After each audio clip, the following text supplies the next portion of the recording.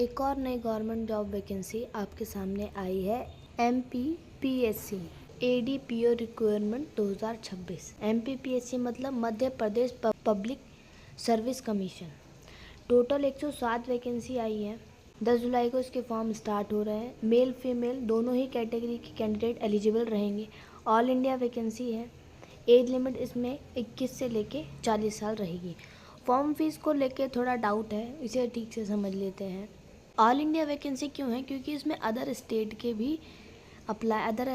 Candidate भी apply कर सकते हैं। ऐसे कैंडिडेट जो MP में रहते हैं और जनरल कैटेगरी में आते हैं उनके लिए 500 रुपये फ़ीस चार्ज की गई है। अदर स्टेट मतलब आप MP को छोड़ के, मध्य प्रदेश को छोड़ के अन्य किसी भी राज्य में रहते हैं और वहाँ से इस वैकेंसी के लिए अप्लाई कर रहे हैं, फिर चाहे आप OBC कैटेगरी में आते हो, SC कैटेगरी या ST कैटेगरी या फिर जनरल कैटेगरी में आते हो या EWS में आते हो, तब भी आपकी फॉर्म फीस 500 ही रहने वाली है।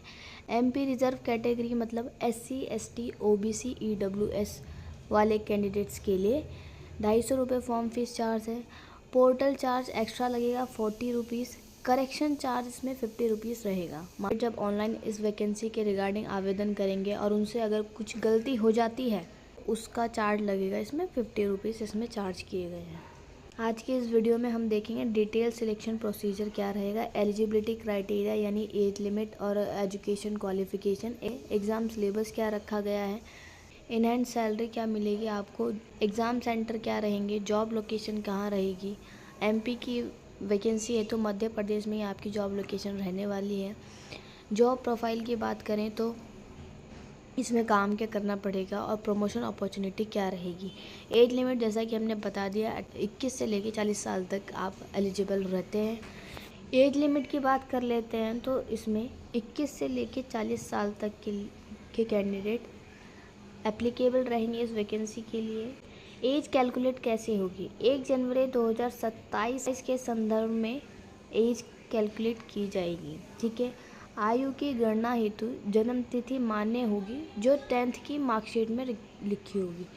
एजुकेशन क्वालिफिकेशन की बात कर लेते हैं तो degree in law from any recognized university और इक्विवेलेंट। तो बेसिकली आपने लॉ किया हो किसी भी कॉलेज से, किसी प्राइवेट कॉलेज से या किसी गवर्नमेंट कॉलेज से आपने लॉ किया हुआ होना चाहिए। एक्सपीरियंस होना ज़रूरी नहीं है, बट जिनके पास एक्सपीरियंस होगा 2 इयर्स का उनको प्रायोरिटी दी जाएगी। इस वैकेंसी के बारे में और देख लेते हैं। डिपार्टमेंट कौन सा है? Madhya Pradesh government home department है। ग्रुप B की ये पोस्ट रहेगी। परमानेंट पोस्ट है। ड्यूटी क्या रहेगी आपकी, इसमें काम क्या करना पड़ेगा? To place in public interest on behalf of the state in the judicial magistrate court in criminal cases at the district level and tehsil level in Madhya Pradesh. इस पोस्ट का नाम क्या रहेगा? Assistant district public prosecutor officer. Qualification की अभी just हमने बात करी कि आपके पास LLB होना चाहिए और एक्सपीरियंस मैंडेटरी नहीं है इसमें। जिन कैंडिडेट्स के पास एक्सपीरियंस है उनको प्रेफरेंस दी जाएगी, वैकेंसी के रिगार्डिंग उनको प्रेफरेंस दी जाएगी। बस 1 जनवरी 2027 से एज कैलकुलेट की जाएगी।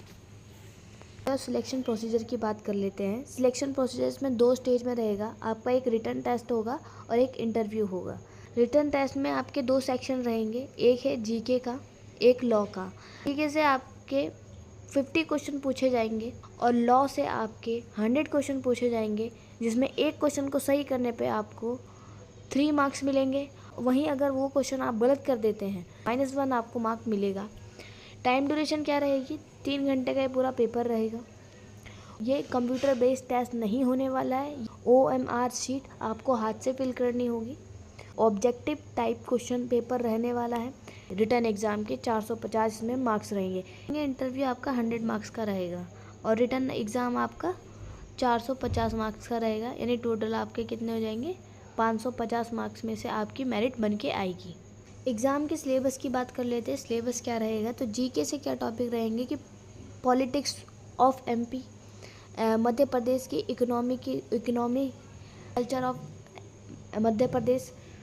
मध्य प्रदेश से रिलेटेड आपके पूरे क्वेश्चन पूछे जाएंगे। जो 50 क्वेश्चन पूछे जाएंगे वो मध्य प्रदेश के अराउंड ही पूछे जाएंगे। लॉ का सिलेबस देख लेते हैं। Basic law of India, MP special acts, women and child protection law, specific preventive law, miscellaneous criminal law and etcetera. इन सारे सिलेबस को डिटेल में टॉपिक वाइज समझने के लिए हम एक अलग से सेपरेट वीडियो बना के आपके लिए प्रोवाइड कराएंगे। सिलेबस को हम सेपरेट वीडियो में कवर करेंगे। प्रमोशन अपॉर्चुनिटी की बात कर लेते हैं कि आप इस MP PSC ADPO exam clear करने के बाद आपको क्या प्रमोशन अपॉर्चुनिटी मिलने वाली है। इस एग्ज़ाम को क्लियर करने के बाद आप असिस्टेंट पब्लिक प्रोसिक्यूटर ऑफिसर बनते हैं।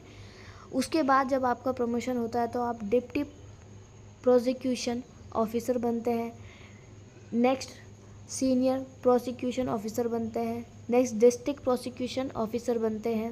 एडिशनल डायरेक्टर प्रोसिक्यूशन बनते हैं। फिर डायरेक्टर ऑफ प्रोसिक्यूशन बनते हैं। तो एग्ज़ाम सेंटर की बात कर लेते हैं, जो ऑफिशियल डिटेल नोटिफिकेशन में हमें दिया गया है कि एग्ज़ाम सेंटर कहाँ कहाँ रहने वाले हैं। एग्ज़ाम सेंटर रहेगा आपका इंदौर, भोपाल, जबलपुर, ग्वालियर, इतनी जगहों पे आपका एग्ज़ाम सेंटर रहने वाला। और क्या लिखा है, स्थित परीक्षा केंद्र पर आयोजित की जाएगी। यह आवश्यक नहीं है कि अभ्यर्थी को चयनित परीक्षा केंद्र ही आवंटित किए जाएंगे। प्रशासनिक कारणों से परीक्षा केंद्रों की संख्या कम की जा सकेगी तथा अभ्यर्थी को उनके द्वारा चयनित परीक्षा केंद्र के पृथक परीक्षा केंद्र भी आवंटित किए जाएंगे।